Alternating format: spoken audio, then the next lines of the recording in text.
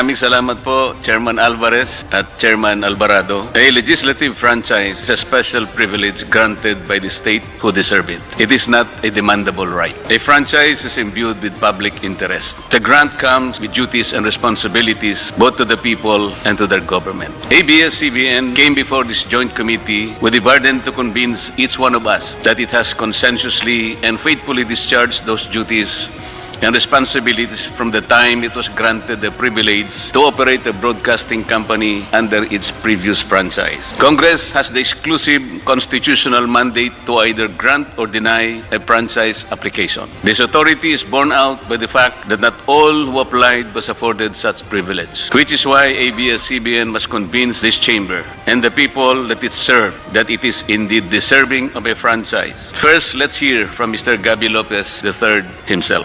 Pinanganak sa Amerika, nag-aral sa Amerika, nagnegosyo sa Amerika, bumoto sa Amerika, ginamit ang American passport sa maraming yugto ng kanyang buhay at paglalakbay. But now that his American citizenship has become a burden and even conflicts with our Constitution in regard to ownership and management of his Philippine business, how and to what extent does he treat his American citizenship? Can we see again that particular footage? Ang sabi po niya, ibabato-bato ko na lang. That, ladies and gentlemen, is how best describe and reveal the posture of ABS-CBN. It's not about service. It's about convenience, advantage, and all the benefits that come with it. It's not about the Filipino people. It is all about itself, nothing more and nothing less. Gabby Lopez, an American citizen. Wala pong pagdududa na si Ginoong Gabby Lopez ay isang American citizen. Inamin naman po niya ito sa ating mga pagdinig at wala rin pong duda. Walang Pilipinong birth certificate ni Ginoong Lopez. Inamin po niya na hindi iniregister ng kanyang mga magulang ang kanyang pagkapanganak sa Amerika sa pinakamalapit na konsulado o embahada ng ating bansa. Maging siya po, nang sumapit siya sa hustong gulang,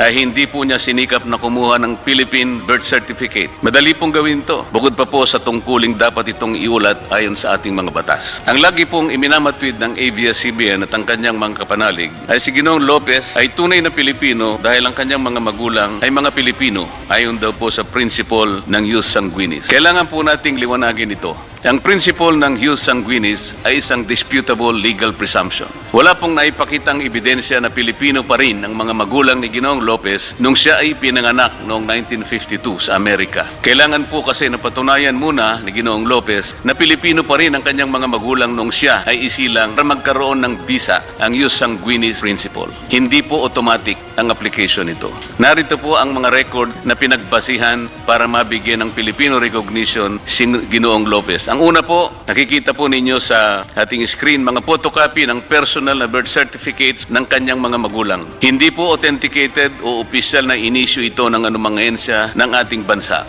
Ang pangalawa po, yung affidavit of Filipino citizenship na ginawa ng ina ni Ginoong Lopez noong Enero 20, 2000. Halos 50 taon pagkatapos may panganak si Ginoong Lopez. Sa mata po ng ating batas, ang isang affidavit ay isang self-serving testimonial evidence at ang tinatanggap lamang ay mga hindi maitatangging mga documentary o tinatawag na object evidence. Katulad halimbawa po ng Philippine passport ng kanyang mga magulang ng pinganak si Ginoong Lopez. Pangatlo, Philippine passport ni Mrs. Conchita Lao Lopez na ipinagkaloob sa kanya noong January 27, 1998. Ang problema po dito, inisyu po ito 46 na taon nang nakararaan pagkatapos na mapanganak si Ginoong Lopez at hindi katibayan na simulat sa pool ay may hawak na Philippine passport ang kanyang ina. Dahil po dito ay makikita mismo sa records ng Bureau of Immigration and Deportation at ng Department of Justice ang mga sulat kamay na minota ng evaluator noong March 27, 2001. Makikita po sa slide, kaugnay ng aplikasyon ni Ginoong Lopez for Filipino recognition, nakasulat po ay ganito. There is no proof of Filipino citizenship of his mother at the time of his applicants, at the time of his, meaning the applicant, on August 13, 1952.